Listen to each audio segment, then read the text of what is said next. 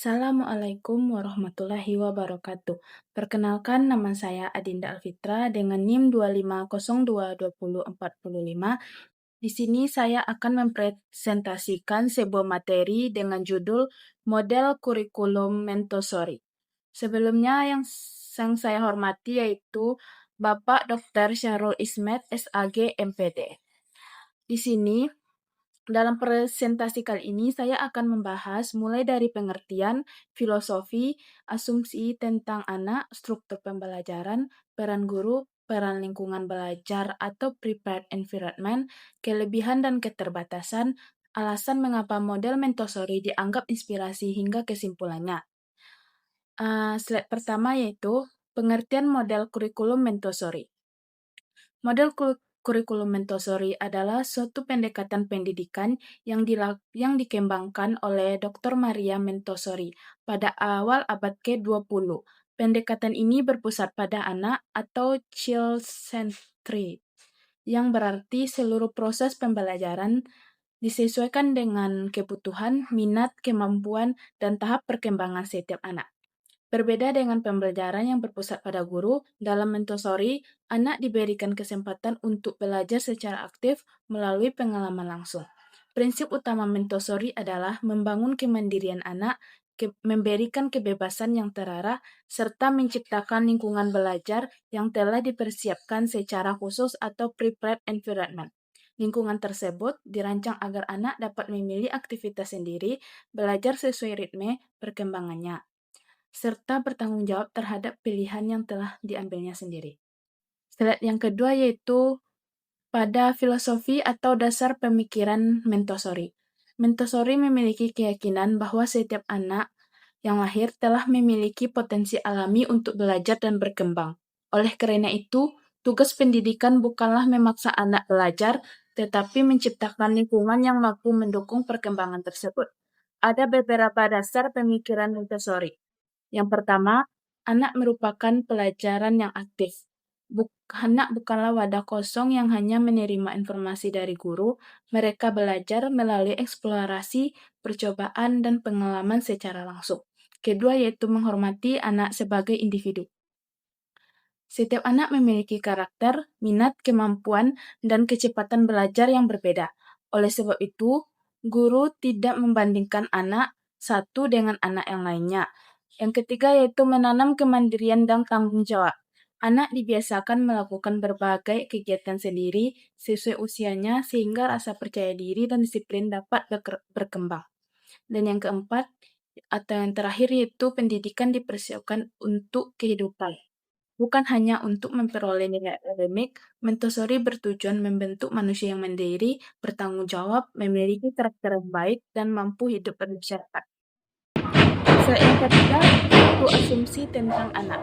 Pada slide ini dijelaskan bagaimana Montessori memandang asumsi pertama. Asumsi pertamanya yaitu setiap anak merupakan individu yang unik. Artinya, setiap anak memiliki karakter, kemampuan, dan gaya belajar yang berbeda hingga tidak dapat disamakan.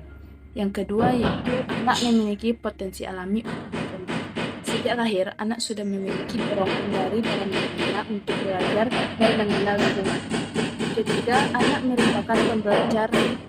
Anak belajar paling baik ketika terlibat langsung dalam kegiatannya, bukan hanya mendengarkan penjelasan guru saja. Yang keempat itu anak memiliki periode sensitif, yaitu masa ketika anak lebih mudah mempelajari kemampuan tertentu, misalnya bahasa, gera, atau keterampilan motorik. Selanjutnya itu anak berkembang lebih optimal dalam lingkungan yang mendukung. Lingkungan yang aman, teratur, menarik, dan sesuai dengan ukuran anak tersebut akan membantu proses belajar sendiri berlangsung yang lebih efektif. Slide keempat yaitu membahas struktur pembelajaran dalam Montessori. Struktur pembelajaran Montessori dirancang agar anak memiliki kesempatan untuk belajar secara mandiri maupun terarah. Komponen pertamanya adalah itu work sheetley, yaitu waktu belajar yang cukup panjang sekitar 2 hingga 3 jam tanpa gangguan. Dalam waktu ini, anak bebas memilih aktivitas yang diminati.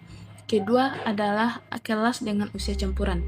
Anak dari berbagai usia belajar bersama sehingga mereka dapat saling membantu, belajar bersama, dan menghargai perbedaan. Yang ketiga adalah kebebasan yang terarah. Anak memang diberikan kebebasan memilih kegiatan tetapi harus mematuhi aturan kelas dan menghormati orang tua. Terakhir yaitu kegiatan practical life, yaitu aktivitas kehidupan sehari-hari seperti menuang air, merapikan alat, mengancingkan baju, atau membersihkan meja. Aktivitas ini bertujuan melatih kemandirian dan koordinasi motorik anak tersebut. Slide kelima yaitu dalam Montessori, guru memiliki peran yang berbeda dibandingkan pembelajaran konvensional. Guru menjadi pusat pembelajaran, melainkan sebagai fasilitator. Peran pertama itu sebagai pengamat, mengamati perkembangan, minat dan kebutuhan anak sebelum memberikan bantuan. Kedua yaitu sebagai pembimbing, yaitu memperkenalkan cara menggunakan alat belajar, kemudian memberikan kesempatan kepada anak untuk mencobanya sendiri. Yang ketiga yaitu fasilitasi lingkungan, yaitu menyiapkan kelas yang aman, menarik, dan sesuai kebutuhan anak. Yang keempat yaitu guru menjaga kebebasan yang terarah sehingga anak tetap belajar disiplin meskipun diberikan kebebasan. Yang kelima yaitu guru menjadi teladan perilaku melalui sikap sopan, sabar, dan menghargai anak. Keenam yaitu guru membantu membangun interaksi sosial antar anak. Yang ketujuh, guru melakukan evaluasi perkembangan melalui observasi secara terus-menerus, bukan hanya berdasarkan hasil tes. Dan yang terakhir itu guru menjadi pendorong kemandirian anak terbiasa menyelesaikan sebagai aktivitasnya sendiri.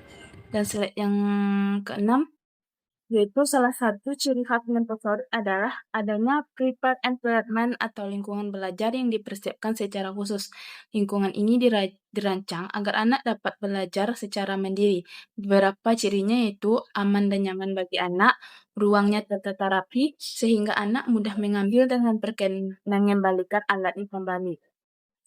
Seluruh perabotan disesuaikan dengan ukuran tubuh anak, menggunakan banyak media konkret dan menarik, memberikan kebebasan yang tetap jadi aturan, dan memiliki suasana indah, bersih, alami, dan menyenangkan.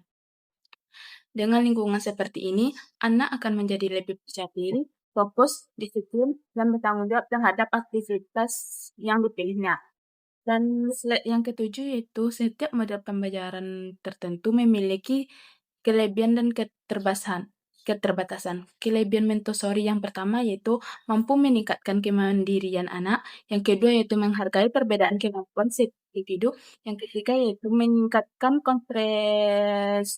konsentrasi dan disiplin, yang keempat yaitu menjadi pembelajaran menjadi lebih bermakna karena menggunakan pengalaman langsung. Yang kelima yaitu membantu perkembangan anak secara menyeluruh, baik secara kognitif, sosial, emosional, moral, maupun motorik.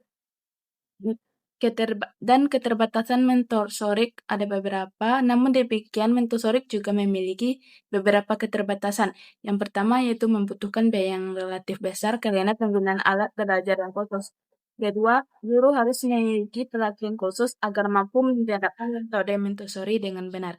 Yang ketiga yaitu persiapan lingkungan belajar membutuhkan waktu dan perencanaan yang matang. Dan yang keempat, lebih sulit diterapkan kepada kelas yang jumlahnya siswanya sangat banyak. Yang terakhir, proses penilaiannya lebih banyak menggunakan observasi sehingga membutuhkan ketelitian guru. Dan slide yang ke-8 yaitu alasan mengapa Montessori paling efektif. Menurut saya, Montessori salah satu model kurikulum yang paling inspiratif karena benar-benar menerapkan anak sebagai pusat pembelajarannya. Model ini hanya mengejar prestasi akademik, tetapi juga membentuk karakter anak melalui kemandirian, disiplin, tanggung jawab, rasa percaya diri, serta kemampuan menyelesaikan masalah. Montessori juga mengajarkan bahwa setiap anak memiliki potensi yang berbeda-beda sehingga tidak perlu dibandingkan dengan anak yang lainnya. Selain itu, pembelajaran dilakukan melalui pengalaman nyata sehingga anak memahami konsep secara mendalam, bukan sekedar menghafal. Baik, kesimpulan dari materi yang saya bacakan ini yaitu dapat disimpulkan bahwa model kurikulum Montessori merupakan pendekatan pendidikan yang berpusat pada anak dengan tujuan mengembangkan seluruh potensi anak secara optimal. Model ini menekankan pentingnya kemandirian, kebebasan yang terarah, lingkungan belajar yang telah dipersiapkan, serta peran guru sebagai pembimbing dan fasilitator. Meskipun memiliki beberapa keterbatasan seperti biaya yang cukup besar dan memerlukan guru yang terlatih, Montessori tetap menjadi salah satu model pendidikan yang sangat relevan karena mampu membentuk anak yang mandiri, percaya diri, bertanggung jawab, kreatif, dan siap menghadapi kehidupan di masa depan. Nah, baik, demikianlah pemaparan saya mengenai model kurikulum Montessori. Semoga materi yang saya sampaikan dapat memberikan pemahaman mengenai bagaimana Montessori memandang anak sebagai individu yang memiliki potensi luar biasa dan bagaimana lingkungan serta peran guru dapat mendukung perkembangan anak secara optimal. Terima kasih atas perhatian Bapak dan teman-teman semuanya. Mohon maaf apabila ada kekurangan dalam penyampaian saya. Saya tutup dengan Assalamualaikum warahmatullahi wabarakatuh. I just had to let you know you're